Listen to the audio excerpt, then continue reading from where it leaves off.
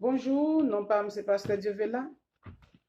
Nous allons réinterpréter Éphésiens 6, versets 10 à 18. Tout d'abord, une interprétation. Qu'est-ce que ça veut dire? On donne un sens. On a réinterprété l'Ancien Testament pour donner un autre sens, parfois même sens, dans le Nouveau Testament. En même temps, il peut y avoir des ajouts tardifs. On attribue Éphésiens à Paul. Nous allons regarder Éphésiens 6, verset 10. Au reste, fortifiez-vous dans le Seigneur par sa force toute puissante. Revêtez-vous de toutes les armes de Dieu, afin de pouvoir tenir ferme contre les risques du diable.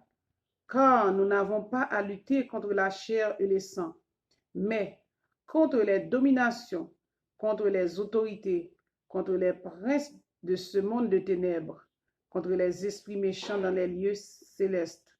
C'est pourquoi prenez toutes les armes de Dieu, afin de pouvoir résister dans le mauvais jour et tenir ferme après avoir tout surmonté. Tenez donc ferme, ayez à vos reins la vérité pour ceinture. Revêtez la cuirasse de la justice.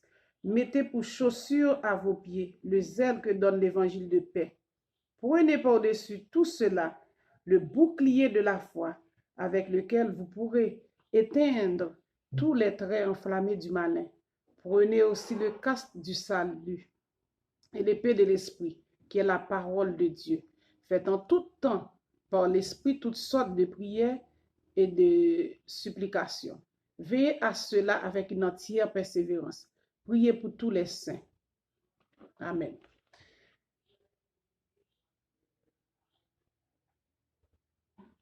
Prenez aussi le casque du salut et l'épée de l'esprit qui est la parole de Dieu. Dans Jean 1, au commencement était la parole était Dieu. Tout est fait par la parole. C'est pour ça, nous les chrétiens, nous devons maîtriser notre langage.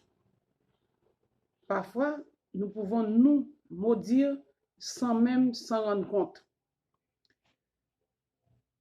Quand Paul parle ainsi, il ne parle pas à tout le monde. Il parle au reste. Une quantité minime, pas à tout le monde. Au reste, il dit, fortifiez-vous dans le Seigneur par sa force toute puissante. Revêtez-vous de toutes les armes de Dieu afin de pouvoir tenir ferme contre les ruses du diable. Quand quelqu'un est rusé, vous n'allez pas trouver le diable en personne. Vous dites c'est le diable qui agit, mais il peut passer par l'esprit de domination. Quand quelqu'un est rusé, il peut vous atteindre à tout moment. C'est le truc le plus malsain, le plus vilain, quand la personne est rusée. Il change de stratégie souvent. Il dit, revêtez-vous vous-même. Ce n'est pas moi qui devais vous habiller. C'est vous-même. Vous devez revêtir de la parole. Vous devez vous lutter. Vous devez prendre aussi le casque du salut. L'épée de l'esprit qui est la parole de Dieu.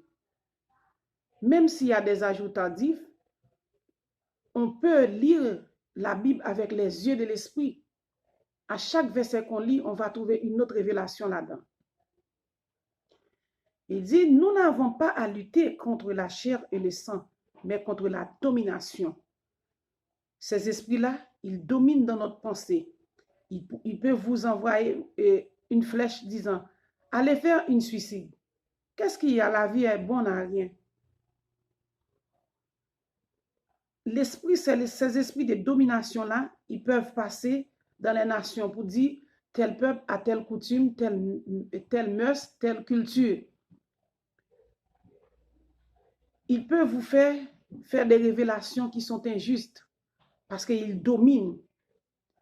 Il dit, vous devez lutter contre les dominations, contre les autorités, pas les autorités établies, contre les autorités, parce que tous les mauvais esprits là, Ils ont un chef contre les autorités, contre les princes de ce monde de ténèbres, contre les esprits méchants dans les lieux célestes. Non seulement la personne peut être possédée pour vous faire, pour vous déranger ou envoyer des mauvaises suggestions dans nos têtes, il y a des esprits aussi séducteurs, il y a des esprits impurs. Par exemple, dans des cas de conflit, les esprits séducteurs, ils s'unissent d'un seul corps pour séduire le groupe, pour séduire. Dans les églises, on trouve ça souvent, très souvent. Ils peuvent arriver à faire des complots pour renverser une église, pour renverser les pasteurs, toutes sortes. Vous n'avez pas à lutter contre la chair et le sang, mais contre les princes de ce monde, contre les esprits méchants. Voici comment on devait lutter. Il dit, prenez toutes les armes de Dieu afin de pouvoir résister dans le mauvais jour et tenir ferme après avoir tout surmonté. Prenez toutes les armes de Dieu. Quelles sont les armes de Dieu? Non seulement il décrit, il ne parle pas à tout le monde. Il dit au reste, parce qu'il va avoir un reste saint, un reste fidèle, un reste digne de la parole. Parmi l'assemblée, la grande foule, il va avoir un reste sanctifié, un reste justifié. Il dit pourquoi prenez toutes les armes de Dieu afin de pouvoir résister dans les mauvais jours. Qu'est-ce que ça veut dire les mauvais jours? Dans 2 Timothée, il parle, il dit, sache que dans les derniers jours, les hommes seront ingrats, irréligieux, ennemis des gens de bien. Il dit, tenez ferme après avoir tout surmonté. Ayez la victoire en main. Surmonter les difficultés en pensant d'abord à la victoire.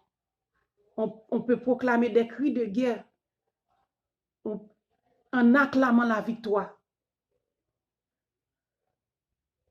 On peut acclamer Dieu en recevant à distance la victoire. Tenez donc ferme et ayez avoué la vérité pour ceinture. Il y a tellement de gens qui mentent partout. Ce n'est pas une qualification, ça. Il dit tenez donc ferme et à vos reins. Les reins, c'est le pilier. La ceinture, la vérité. Revêtez la cuirasse de la justice. Il y a des gens qui sont tellement injustes dans la vie. La vérité. Il dit dans Psaume 24, qui pourra monter à la montagne de l'Éternel? Qui s'élèvera jusqu'à son lieu saint? Celui qui a les mains innocentes et le cœur pur verront Dieu. N'importe qui n'arrive pas à la montagne sainte. Le soleil éclaire pour le bon et pour le méchant. Tout le monde peut bénéficier de la faveur divine. Mais les restes, c'est une grâce spéciale, une abondance spéciale. Il dit, tenez donc ferme, ayez avoué la vérité pour ceinture, revêtez la cuirasse de la justice. Aime-toi comme ton prochain. C'est pas moi de vous habiller. Il dit, vous-même, habillez-vous avec la cuirasse de la justice. Mettez pour chaussure à vos pieds celle que donne l'évangile de paix. L'évangile veut dire bonne nouvelle. L'évangile ne veut pas dire une mauvaise nouvelle. Il dit l'évangile de paix. L'évangile de paix. L'évangile de la joie. L'évangile de la fidélité de Dieu. L'évangile de gloire. L'évangile de repentance. Mettez pour chaussures. Habillez vos pieds vous-même avec les chaussures de l'évangile de paix, le zèle,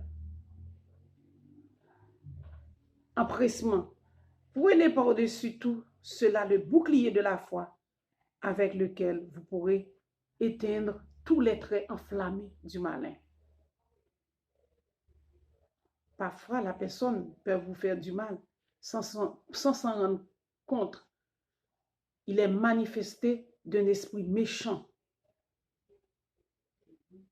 Mais Dieu a dit, prenez par-dessus tout cela le bouclier de la foi. La foi en tout le temps, la persévérance. Il dit dans un autre verset encore, insiste et dit, veillez à cela avec une entière persévérance. Il n'a pas dit la moitié de persévérance. Veillez à cela avec une entière persévérance, pleine persévérance. Et priez pour tout, en tout le temps.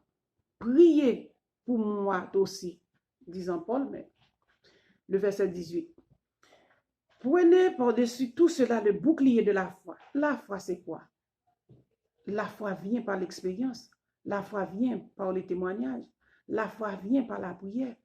Persévérer. Restez sur les genoux. Restez en tout le temps. Priez en tout le temps, même si vous êtes au travail. Dites une petite prière dans notre tête. Restez connectés. Ayez à vos reins la vérité pour ceinture, avec lesquelles vous pouvez éteindre tous les traits du malin. Pourquoi? Le malin va envoyer flèches partout. Il y a pour certains qui sont dans les sectes, ils disent, oh oui, le diable n'existe pas, le diable c'est l'intérieur de nous, c'est quoi que ce soit. Vous n'allez pas voir le diable en face, mais il vous persécute à travers les prochains. Il dit, voici comment on peut éteindre les traits enflammés du malin. Prenez aussi le casque du salut. La tête, c'est ça qui fait penser. La tête, c'est le sommet de la tête. C'est le sommet du corps. Excusez-moi. Prenez aussi le casque du salut. Le casque du salut. Avoir en tête que vous allez bénéficier de la vie éternelle. Vous êtes déjà sauvés. Et l'épée de l'esprit, c'est la parole de Dieu. Par exemple, quand Jésus était sur la montagne, Satan vient pour l'attaquer. Qu'est-ce que Jésus dit? Il dit une parole. Jésus réplique par la parole. L'épée de l'esprit qui est la parole de Dieu, parce que la parole était au commencement. Au commencement, la parole était Dieu, la parole était Dieu. Et n'est-ce pas, vous êtes des dieux. L'Éternel dit, n'est-ce pas, vous deviendrez comme des dieux après le péché. Faites en tout temps par l'esprit toutes sortes de prières et de supplications. Toutes sortes de prières. Il y a certaines qui disent, moi je ne sais pas prier, je ne sais pas comment prier. Non. Quand on est rempli de l'Esprit de Dieu, la plénitude de l'Esprit, vous allez trouver un simple mot, une simple conversation peut déclencher un miracle parce que vous faites avec la foi. Vous croyez dans votre esprit que vous allez recevoir ce que vous avez demandé. Veillez à cela avec une entière persévérance. Persévérez dans la prière, persévérez dans les hymnes, persévérez jusqu'à ce que vous trouverez ce que vous aurez besoin. Priez pour tous les saints. Ce n'est pas les saints comme comme l'Église catholique. Quand on dit prier pour tous les saints, les personnes vivant parmi nous, on prie pour eux.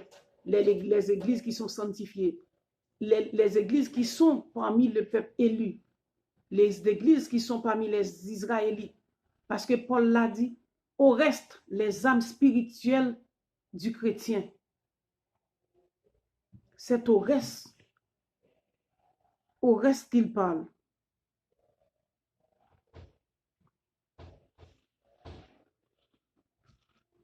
Ayez à vos reins la vérité pour ceinture. Ayez la parole de l'esprit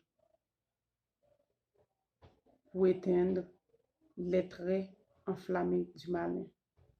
Qu'il soit ainsi pour vous. Au nom de Jésus.